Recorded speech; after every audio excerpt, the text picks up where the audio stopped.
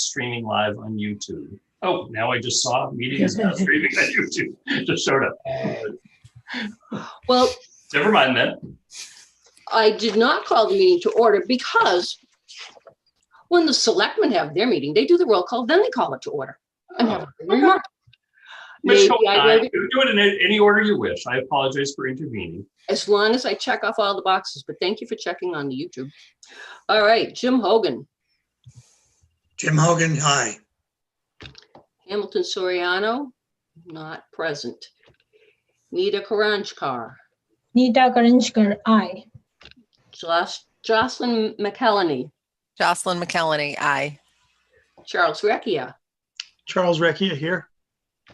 Joan Scott, Joan Scott, present. Richard Tucker, Richard Tucker, present. Misha Rehill is also present. Also present with us tonight, we have Deborah Hirsch and our select board liaison, Scott Rogers. Scott, thank you for being here. Good evening. Would you like to address the board before we kick this off? Or? No, go ahead and please continue with your meeting. Thank you. Oh, For the right. Having gone through all that, I will officially call us to order at 7:06 p.m. I wrote that in the wrong place. And I will move on to my opening remarks, which are, I guess, in addition to welcoming Scott Rogers with us. This is an official announcement. It is with great pleasure that the Northborough Free Library Board of Trustees announces Jennifer Bruno as the new library director. She will join the staff on December 7th, 2020. Jennifer has over 16 years of experience in supervisory roles and has been the director of the Boylston Public Library for the past 9 years. Jennifer also brings a wealth of professional library leadership and advocacy experience at the local, state, and national level. We're very excited about having Jennifer on board, and we hope you will join us in welcoming her to the Northborough Free Library. That concludes my very important opening remarks for tonight. That is wonderful. Liz. I think everybody is pretty excited. Everyone who's met her has been positively impressed with her.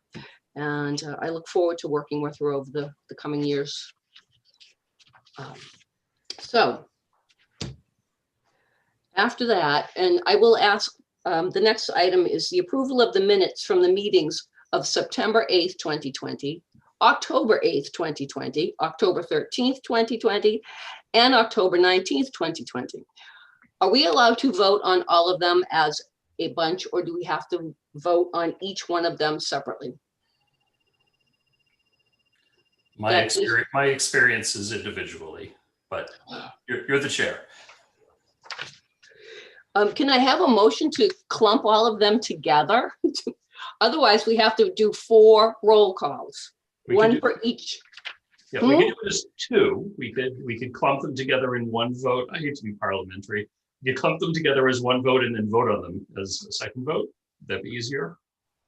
That Yes, sounds that like it'll would work. I'll make a motion that we act on the 4 sets of meeting minutes as listed on the agenda as one item. I'll second that. All right. And then I'll go through the list again. Is there any discussion about this? Seeing none. How do you vote? Mitch Cohen, Rich Cohen, aye. Jim Hogan. Jim Hogan, aye. Okay, wait, gotta get that out of here. Nita. Nita, aye. Okay. Jocelyn. Jocelyn McElhenney, aye.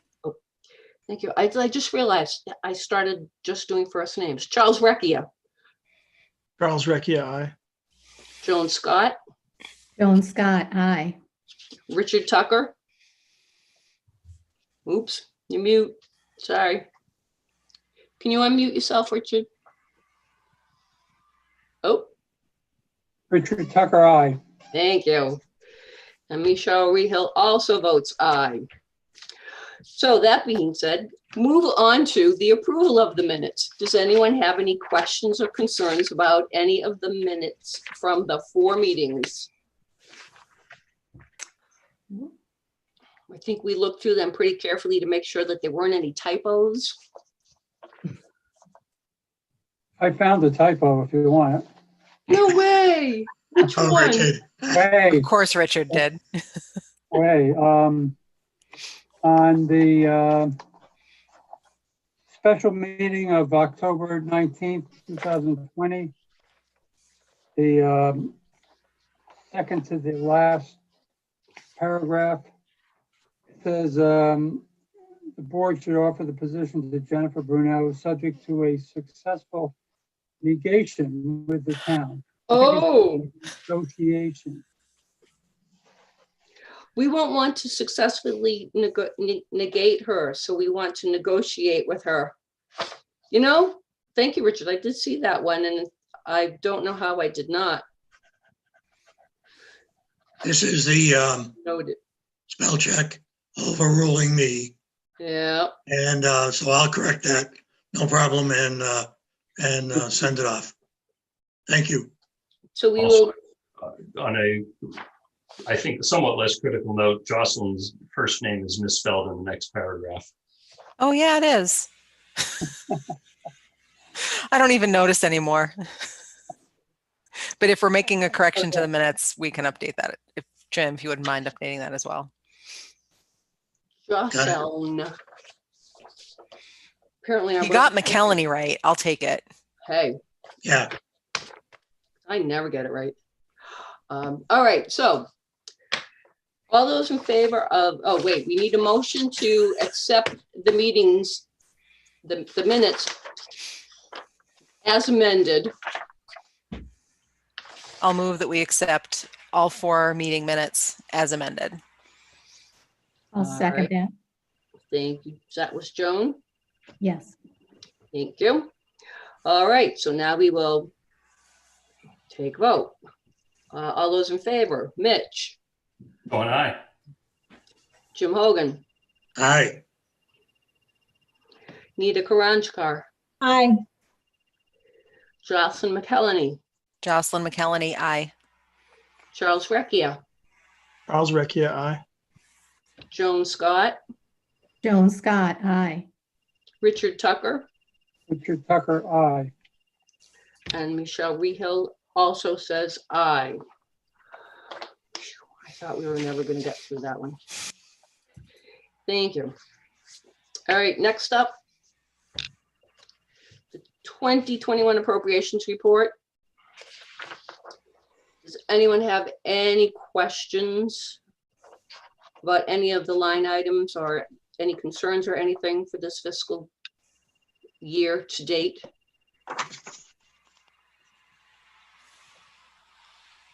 I didn't notice personally. Yes, Joan. I had a question about the HVAC that we had expended 57%. Is that unusual that by this time of the year? Well, the HVAC, Joan, has, there's 2 things that happen with the HVAC. First, they come in twice a year to either switch us to heat or switch us to AC. And so that happened because we switched from AC to heat. And in addition, we had 2 major repairs go on. We usually have 2 to 3 a year. So we've already got 2 done and out of the way. wow. So that's why it's so high. Okay. Okay. All right. Were there any other? Actually, the Oh. details of those repairs are in the budget because it's just, Oh. just by taking an average of what happens every year with HVAC. Mhm. So All righty. Okay. Did anyone else have questions about the appropriations report? If not, then we will move along to the acting library director's report. And I believe you were going to touch a bit on the, is it the minimum, the municipal appropriations requirement or minimum? I keep forgetting. The MAR. minimum, Minimum. MAR. Oh, yeah, I did write minimum. Got it. I can. Does anybody have any questions first on what I'd written under the director's report? No questions, but I like the new library webpage. Gonna mention the Thank same. you. Thank you. Katrina redesigned was the one who spearheaded the whole redesign of the front page. It's just from the part that you don't see is the whole content management system that we're working under now, which is just fabulous. And it allows us to make changes a lot quicker. And we really wanted to get rid of that whole sliding display thing because we felt that it was making the page look dated. So it's much cleaner now. So those 3 blocks will change periodically as we go through time. So if you have any suggestions of what you think, as users of our web page, what you would want us to feature up there, just let us know, because we can make that change really quickly now. So we're happy with it. So I'm glad you guys are happy with it as well. So the whole municipal appropriation, that's such a hard word. Scott, you say this all the time, right? But the whole municipal appropriation requirement thing, I guess Jim had wanted you all to hear a little bit more explanation about that. Does Yeah. anybody know like how this plays in? Go ahead, Michelle. I was just going to say, and I think that it's important for Scott as our liaison. This is going to be something new for him to grapple with. So moving forward, it's when it being budget season, it's good to understand what it is and how it impacts the library. Okay. So it's also, Michelle shared our budget documents too. So there's also a huge paragraph under our request for materials and non-print media. So there's also an explanation in there of how the MAR factors into our certification. So if I don't speak it as well, you can read it as well in the budget. Essentially, the Commonwealth certifies Massachusetts libraries. And it's a process that every library goes through annually. So in addition to reporting all those fabulous statistics that we report, how many hours we're open, how many things go in and out, how many programs we run, there's a whole financial worksheet piece that goes alongside of that. And that is the financial report is what the whole piece is called. This is something actually, so for the numbers part, you'll have to ask Kate because she's the one that does all of the numbers part. But the theory part of it is this is something that the Board of Library Commissioners came up with to sort of make every town, every municipality have a level playing field. And the reason why they do that is they want to be fair with dispersing federal and state monies to all the libraries across the Commonwealth.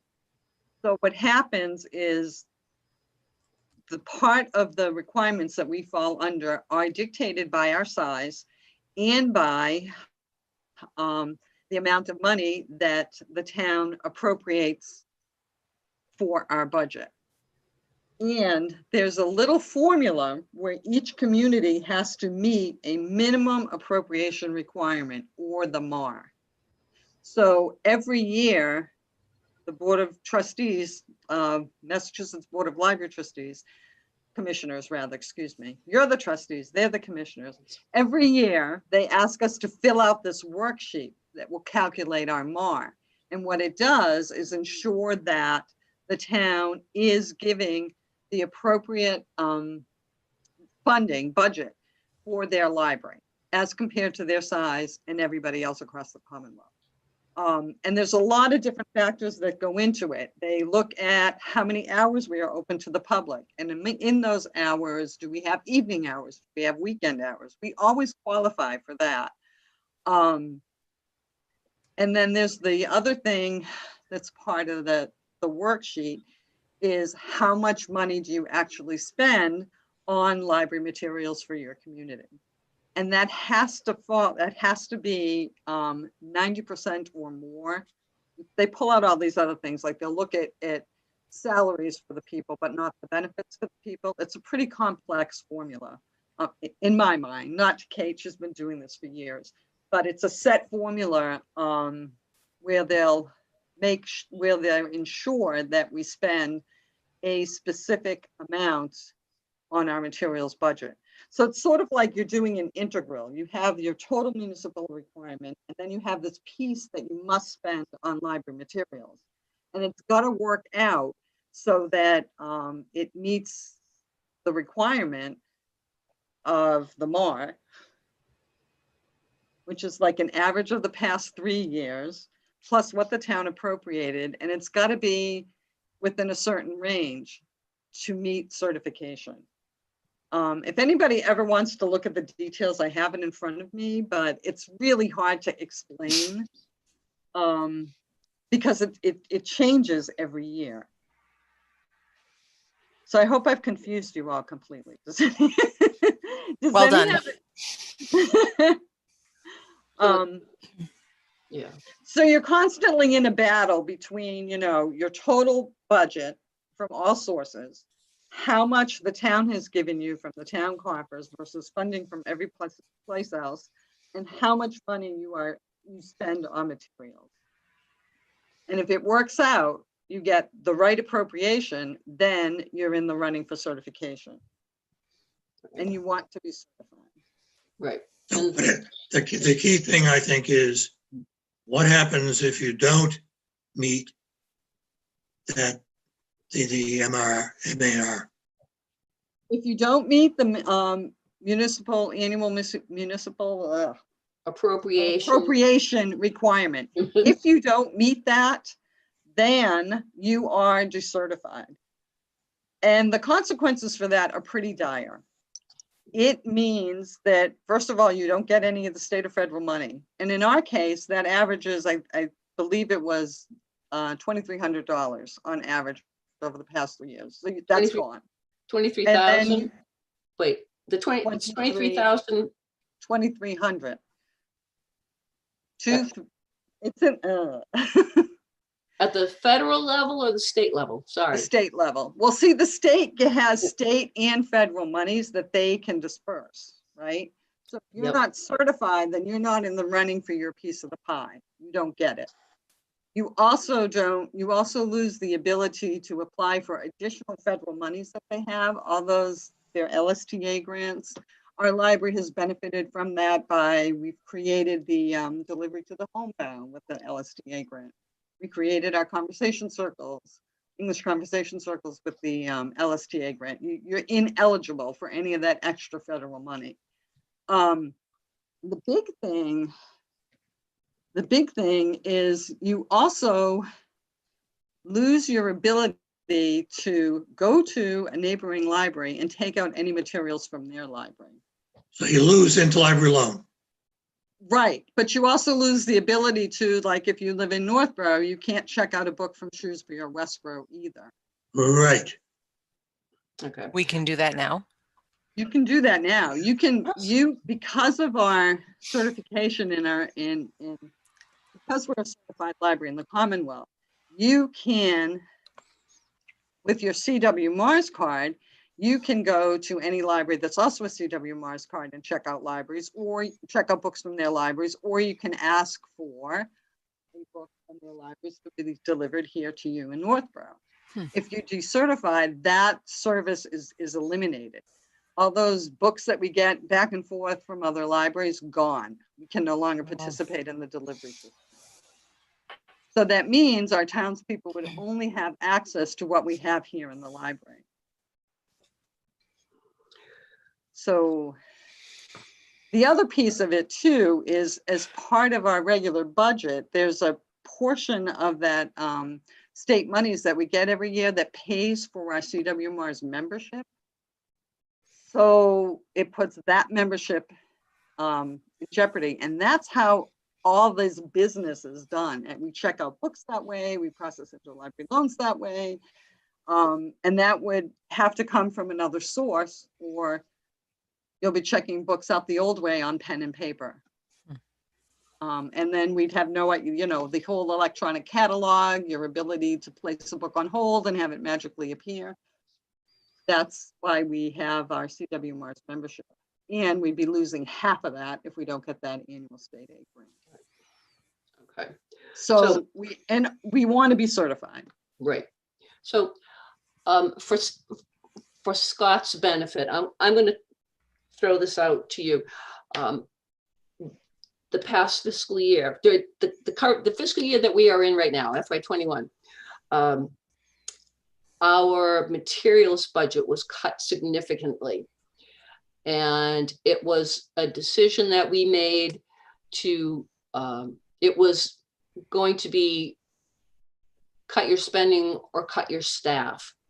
And we tried to preserve staff because we knew at some point we were going to, March 17th happened, we got thrown out of the library, everybody got thrown out of their offices. But we knew at some point we would be going back. We knew that there would be services coming back. So we wanted to be able to keep the people because we can't deliver the services without the staff. So we made a calculated decision to cut our book budget with the, not a promise, but with sort of just an agreement that this would be a one-time thing, like 1 year. And hopefully next year we would be able to restore that money, or at least some of that. I know it's going to be a tough fiscal year coming up, but that was sort of the way we were going. So as our representative, as our liaison to the boards, Scott, we're hoping that you will, be able to, if you have questions about this, please ask us. But sort of keep that in mind as we move forward in the budgeting process, that we stand to lose a significant amount of money. If we could lose our certification. We would have to we can go through and apply for an exception. But it's kind of a long, involved process. And John Coder has had to go to Boston to talk to the MBLC, and I don't think he wants to ever do that again if he can avoid it. So we're sort of asking you, it's fortuitous that you showed up tonight. It was on the agenda, but we didn't know you were going to be here. But we wanted to make sure that all the trustees understood what that the minimum appropriation requirement was and how it affects us long-term, and why we do certain things, budget-wise that we do. So And that question I have for Deb is, I understand from the email that you sent out a few weeks ago that, we're hovering very close. In fiscal year 20, the one that we just completed, we did meet our appropriation for certification by only $4,000. So that's how I know that, looking, as Michelle said, looking into what's going to happen in FY21, we will be in a position that will be decertified unless we do the Hail Mary waiver process. And there is no guarantee that just because you file one, there's no guarantee that you'll get one, even though there will be lots of libraries across the Commonwealth that will be in our situation. They only give out so many, and we were granted them before, but we were also told, what was it, Michelle? We hope that we will never see you again for this issue. We hope that we will never see you here again. I lucked out. I was not the chairperson that year. I did not have to go to that meeting. Okay. I was thrilled. I do remember it was a nail biter. All right, Scott, did you want to say something? A couple questions just to orient me on the budget document. So Deborah, if I look at the 5512 and 5529 line items, those represent the materials that are associated with that. Correct. Maintaining that certification. Yep. Okay. And then, so if and just to track, so I do see that reduction on fiscal year 21. Does that kind of relate to what you're saying, that reduce the budget? Yeah, correct. Those were the line items that we cut. Okay, so then I need to keep an eye on those two line items. Right. And then are there other elements of the budget that I should be tracking? in addition to those materials line items? So when I figured this out, that budget, the request, the FY22 request was the FY21 request prior to our reductions. So I know that this will meet our minimal appropriation requirement. This is what we need to do to get level funded, level service funded, which is what John asked for, to not add services or take away from what we got. This is the base. There may or may not be some wiggle room as we go through the process. I don't know. Like I said, they don't care how much you qualify for, just that you make it. So if we can, again, just make that appropriation by $4,000, $5,000 will be good. And salaries factor into it. So we have our new director is not going to be making the same salary as the previous director. So I think, that this makes it work. Okay. I'll probably look to then schedule some follow-up time with you just to walk me through some of the details on that, especially just to see that how those calculations are made. So I'm more familiar with it, and then when needed, be able to talk to it. Sure, that's great. So it would be me, you, and Kate, because Kate actually does all the mathematics along with it. So okay, I'll make sure perfect. that We'll look for some time to get together on that. right. Thank you very much. Thank you, Scott. I appreciate your being here and taking the time to really work through this and become familiar with it. So that was the library directors, the acting library directors report, which kind of led us into the FY22 budget. I did send out the big budget documents to you. Was there anything, like I said, I know it was a lot to take in. I don't know if you had time to go through it and really take a look at all of that, but is there anything that anybody saw, or is there anything anybody has questions about? I think Deborah probably hit on the really important things to help us get the MAR. Mitch, did you have a question or a comment?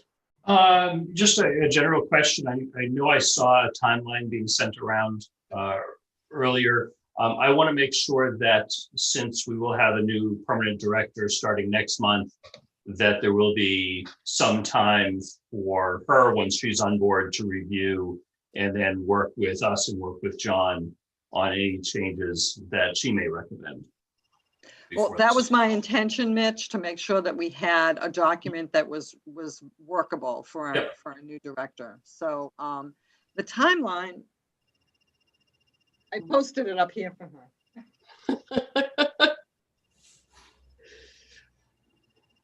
So it's due to the town administrator's office this Friday, this Friday. And then they start, the whole operational review process will start, he says November through January. So that's plenty of time for him to reach out to us again, through Scott and definitely with Jennifer. Good. Yeah, I mean, I don't see anything, I can't imagine there'd be anything dramatic that would change as a result, but I want to make sure that we give her that flexibility to work through it and recommend any changes that she might have. Okay, good, thank you. Quite honestly, if I could be done with this after today, I'd be very happy. I would be. And I just we want appreciate your service, Deb. Really.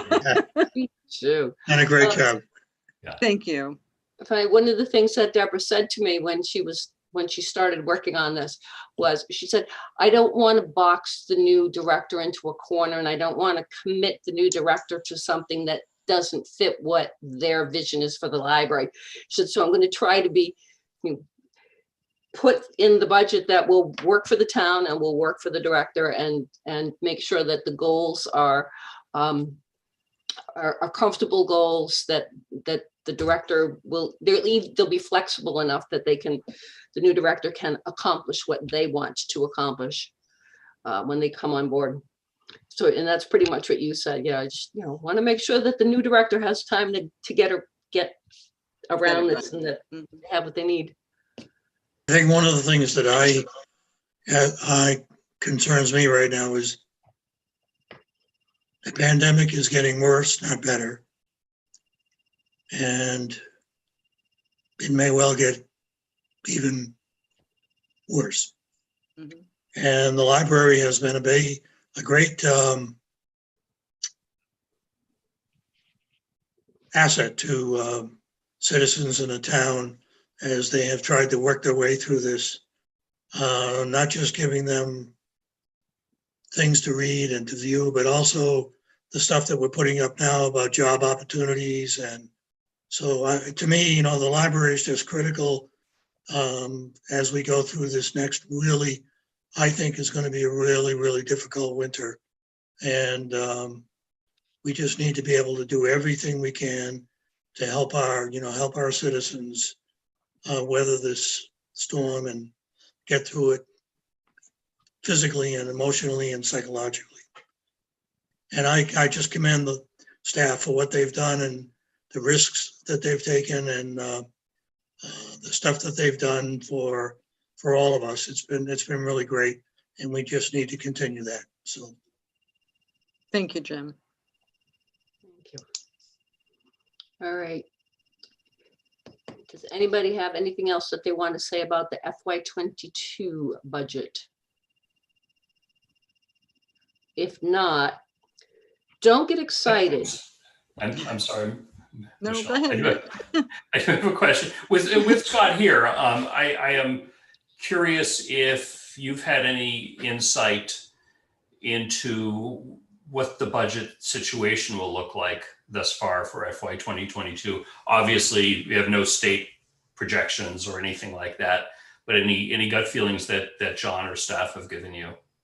Yeah, it's still being formed, right? But we've got, from in terms of state funded aid, those commitments made at the governor's level and at legislative level to keep that level of funding, keep good on that commitment to keep that in place. But we're, other than some generalities that it looks good on finishing out the prior year, but they're still, closing the books on that and then setting up for this year. We passed a town meeting, a conservative budget, kind of getting everything funded. We'll have to, make some choices. The really hard year will be next year. That's what I was going to ask is how do things look like for 22? And then, you got to expect that, the next couple of years we'll be dealing with public health and almost a grieving process of that. And then probably a couple of years more after that, we'll be dealing with the economic outcomes as well. So we're in for, a good 3 or 4 years of some really tight budgets. But we set ourselves up well for last year. We set ourselves up very well, really good, solid planning for this upcoming budget season. It's things will get harder over the following couple of years there. Thank you. Thank you for your honesty. Appreciate that.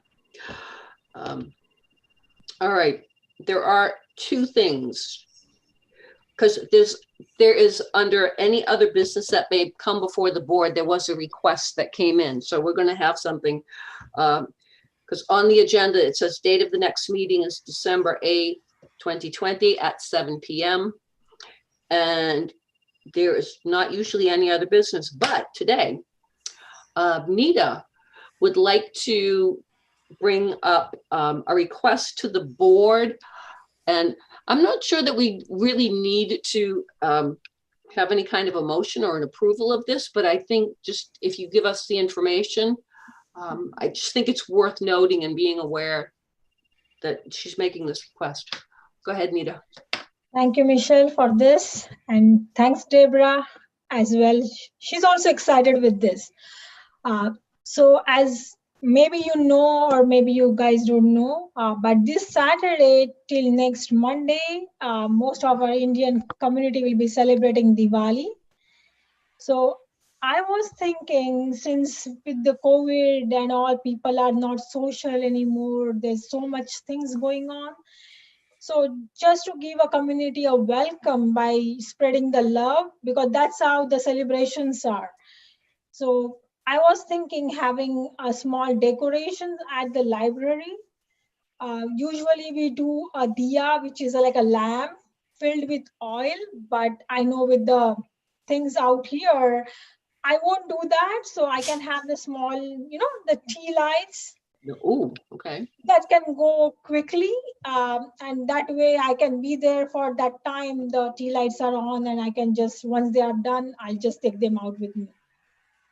So that's what I was thinking, just making sure that, spreading the love, the joy of Diwali, the celebrations. We are having a lot of festivals coming up. So that's why I was requesting, if the board is ready and approved, I can come over on Saturday morning, since we have a pop-up library. That's a good way. People might be coming up, and they will also appreciate. They will be, it's a surprise for them as well. Nobody knows something like this is happening. Mm-hmm. And that's what my thought was, is it's possible that we can do something like that for the community or not? Okay, so you're asking to put some of the lights and some of the decorations Correct. outside of the library that Correct. you normally have for this festival. Yes, and I have everything with me. There is nothing needed. I can show you the lamp. Just give me a quick minute. I'll just bring it over. Just Okay. I'm all for a celebration. I don't know, Betty. So Anita brought this up to me through an email earlier. I just thought it would be okay to do this in conjunction with our pop-up library. This is one of our smaller pop-ups. We're only going to be along the side of the building. Children will not be out front. It's me and Lindsay. So we're going to have a smaller collection available for browsing to begin with. So I just thought, since Nita wanted to do this, it would really make it very festive and special. Okay. At what time is the pop-up library? Pop-up library starts at 9 and we close everything up by noon. Okay. So this Saturday, you said? This Saturday, the 14th. Yeah, I just, actually, I think Donna sent out a constant contact about it. I don't think it made the Northborough guide, but it's on our webpage. Obviously, with the weather, our pop-up library attendance in general has been waning. I just think it's hard for people to want to come out in the weather. So this might be actually really nice, because I'll have Lindsay, it'll be on YouTube Live, and it'll be really fun. Okay. Needed. Are you back with the? Yep. All right. So you see this one, like Mhm. everybody can see that. So this is a traditional one. This is all made with the clay. It's handmade. And this is the one with the colorful, like, pattern to it, just colors, it's the same, but it just colors. So just to make it more vibrant and colorful, that's all. So usually what I do, even at home, when I do it, we light up the whole house for 5 days. So I put the tea lights in here. So they go quickly, but they help, to decorate the house, and it looks fabulous. So that's what I was planning, having a small rangoli, which is again a pattern that we make with the rice or, any of the grains, flowers, different types. So I can put it outside and have some, these decorations. And maybe if Katrina can do a story about Diwali, what it means. There are tons of books on Diwali as well, because this is the biggest festival every Hindu in India celebrates. So Lindsay will have all of our Diwali books that are not currently checked out on Saturday. This gets into a whole nother thing, but there is not a story hour planned about this holiday, just like we don't do one about Hanukkah or Christmas, because it's a religious holiday. So we don't draw attention that way, but we do make the materials available. We do that for all religious holidays. So that's kind of how we play it. Oh, that would be great then. So that's what my request is. It's okay, or it's possible. It's up to the board now. I think, like I said, I don't know. Yes, Mitch. I love the idea. Two things I would suggest thinking about before we go ahead with it. Neither of them diminish my enthusiasm for this, which I think is wonderful, is that my understanding, I've been through this before in another municipality, is that if you allow one religion to do something on public property, you have to allow or make available something equivalent for any other religion that requests it. So if another religion said, hey, I would like to do something for, pick a holiday, whether it be a major religion or a minor religion or a religion you maybe have never heard of, we have to offer this something relatively equivalent.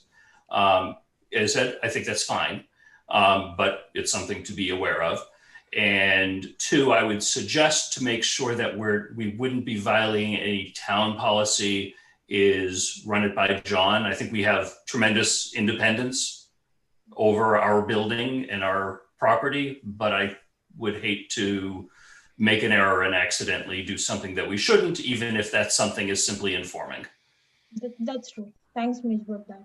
Sure. But as I said, If we can go to the town and ask something like that is doable, because we still have 2-3 days in hand.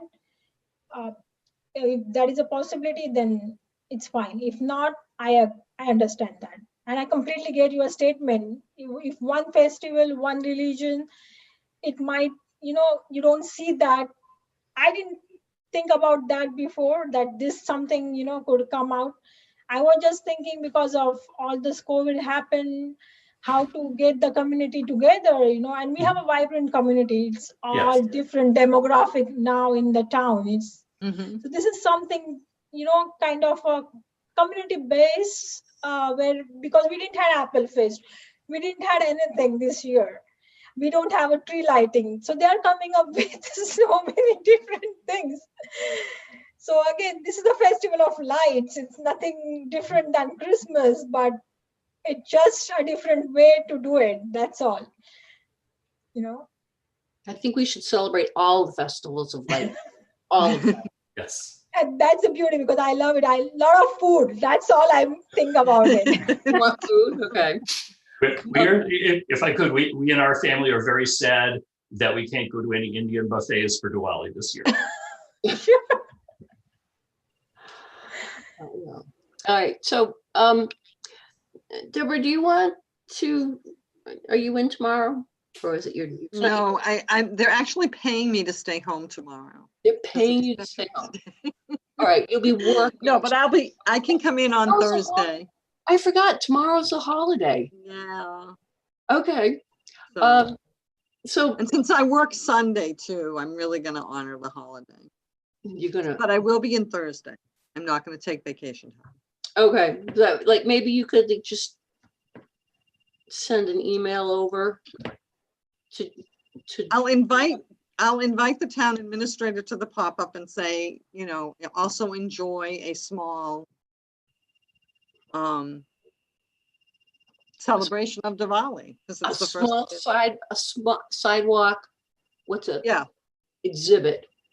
Because we also have the story walk. I mean, there's a lot that's going on. I don't know if Lindsay's going to drag out the bubble machine too, but I mean, it's a very festive thing, our pop-up libraries. You all should come. Mitch has come to them. But we're going to combine children's and adults this time along the sidewalk. Oh, okay.